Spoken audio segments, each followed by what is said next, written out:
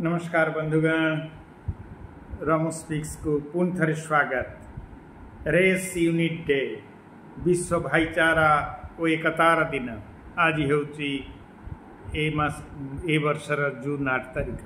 नमस्कार बंधुगण, आम एमती गुरुत्वपूर्ण दिन विषय आलोचना करू आसी पहुँची जाइए रेस यूनिट डे रे। यह गोटे एमती दिन जो आम देखी था विभिन्न जाति विभिन्न जातिवाद एवं चर्मर रंग धर्म एवं संस्कृति थिले मध्य आमे समस्ते गोटे मानव समुदाय, आमे समस्ते मनुष्य। यही दिनटी प्रथम न्यूजीलैंड रे आरंभ होता 1998 मसीह जहाँ बाहाई धर्मर लोक मैंने प्रथम आरंभ करथिले। एटी थिला क्लिप आशिबा नरेशन आड़ को। बंधु माने नमस्कार, पुणी थे स्वागत। आज आम एक एमती दिन विषय आलोचना करने को जाऊँ जहाँ आम मानवतार एकता एवं भाईचारा धारण करिथाए ताहा हेउची रेस यूनिट डे। यही दिनटी प्रथमे 98 मसीह 1998 न्यूजीलैंड रे बाहाई धर्म माने आरंभ करथिले। यार लक्ष्य थिला जातिगत भिन्नता को दूर करिबा, मानव जाति एक एहीपरिका वातावरण गठन करने यार उद्देश्य थिला। विभिन्न लोक मध्य संवाद और संवेदनशीलता वृद्धि करने मध्य लक्ष्य थिला।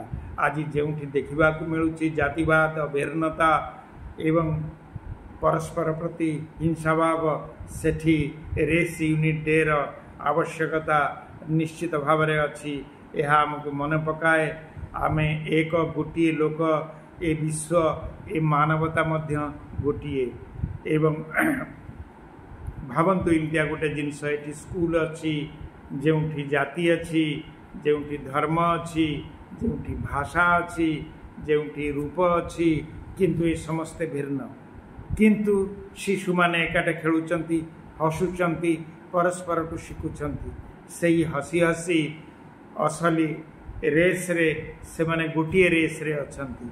ताहार यूनिटी बा ताहार अर्थ है गोटे यूनिट जो मन नुहे मन बुझा आवश्यक। ए दिन आम पालन करिबा विभिन्न जाति और संस्कृति सहित संवाद करिबा, नूतन भाषा खाद्य और चिंताधारा को आग्रहर सहित शिखिबा एवं पालन करिबा, अन्य को आम बाबद रे कहिबा, तांको बाबद रे आमे किछि सुनिबा, आपनक परिवार और बंधु मानक सहित एकता और भाईचारा विषय रे आलोचना करिबा।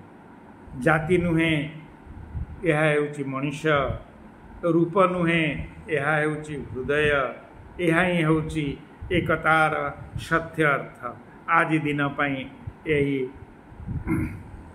रेस डे पाई आपण मानकु शुभेच्छा रहुची। भल लागिले सब्सक्राइब करिवे, नुआ नुआ जिनिस आपनकु रमू स्पीक्स जणेबे।